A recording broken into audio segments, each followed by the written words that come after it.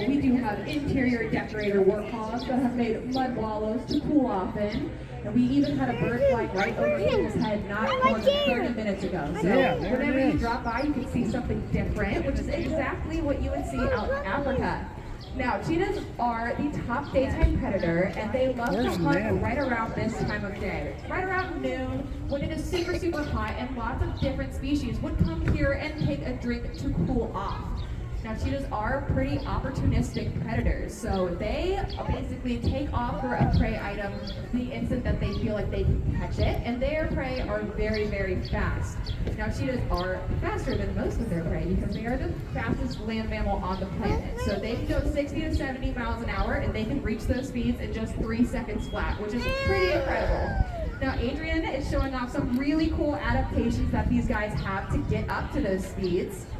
When you look at a cheetah, they are very, very long and lean. They are streamlined, which means that these guys are built for speed. They have so many adaptations to help with that speed. Now, one thing that they have is they have an enlarged chest cavity with a big heart and enlarging lungs. So those two things really work together to keep blood pumping and oxygen flowing through these guys when they are running at those top speeds, so they don't have to slow down. Now, as Adrian makes her way around, you get a nice, cool view of her tail. Now, it might look really round and fluffy. It's actually completely flat on both sides. Now, what they can do with that tail is they can spin that tail in the opposite direction that they're turning, and that can help to counterbalance their weight and momentum. I'm sure we've all been driving on a freeway and we take a turn, we let up on the gas a little bit, maybe hit the brakes. Cheetahs don't have to do that at all. They can keep zigging and zagging across the savannah to chase down that kudu or that gazelle, whatever they have deemed will be their lunch for that day.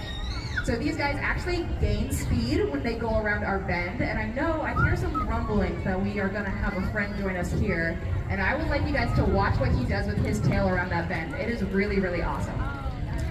Now, one of the other things that Adrian has are built-in cleats. So she has semi-retractable claws. If anyone has a domestic house cat at home, they have fully retractable claws, which means they can go fully inside the paw. But cheetah claws stick out a little bit all of the time, and that helps these guys to take off instantaneously. It gives them really good grip on the ground to go and just take off the second that they see a prey item. Now, these guys are quite sneaky predators too, and the way that they sneak, I know it seems kind of counterintuitive when you see them on our nice green grass down here, but those polka dot spots are what help them sit up on their prey. Now, around water holes and all the stands are really, really tall grasses, and these guys can sneak in through those grasses, and those spots help to mimic light that breaks up through the grasses. So if they were one solid color, they actually might stand out a little bit more to their prey, which is not very good for a cheetah. Now, these guys do hunt in the middle of the day, and they usually hunt by themselves. They are considered solitary, which means that they are found solo unless they're a mom with their cubs. And our female cheetahs are actually going to be a little bit faster, which is a benefit for them and their cubs because they're not just eating alone, they're going to share with their babies. Now, females are a little bit faster because they tend to be a little bit smaller, a little bit lighter. They don't have as much weight to lug around, so they are going to be a little bit more advantageous in that speed department. And we do have one of our cheetahs, our fastest, is one of our girls named Cassie, and we actually got her going 65 miles an hour around this bend right there. So they are very, very fast. It's really awesome to see. I know that I talked about how our cheetahs can get up to those speeds, but they can also maintain those speeds using a bunch of other adaptations. So they use that tail, those paws, those lungs. They have a really flexible spine, which allows them to get all 4 feet off the ground, and they're one of the only animals on the planet that do that when they run. So it is really awesome to see. That's why you see that cheetah, when they are depicted, it's usually in that iconic pose with all 4 feet off the ground, because it is a fight to see. So I know I talked about how our cheetahs are very sneaky, and they use those spots in a multitude of ways, and I think we might be getting snuck up upon right now, being joined by actually Adrian's brother, Dave, and the hunt is on. He's the prey.